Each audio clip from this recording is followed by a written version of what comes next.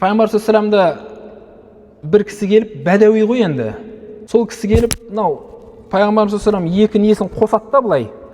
Қатты қылқындырып, пайғамбарды қылқындырады да бір бәдәуиін келіп. Пайғамбарға айтады да, сен мына қасыңдағы сахабаларыңа бұйыр, анау Алланың мүлкінен маған да берсін алар дейді.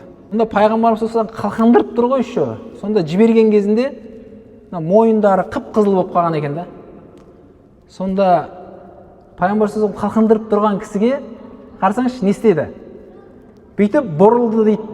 Бұрылып ана кісінің жүзіне қарады да күлді дейді ғой. Күлді дейді.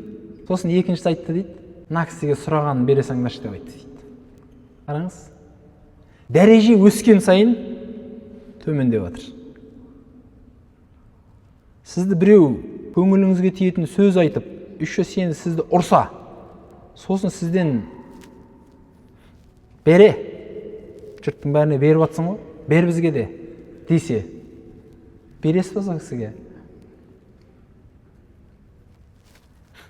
Яғни сол замандағы сол әрекетті өзіміздің өмірімізге әкеп көрсек. Пайғамбардың мейірімі сол, оның маңайындағы жүрген адамдар солай болып кете беретін ғой, өзі солай болып кете береді.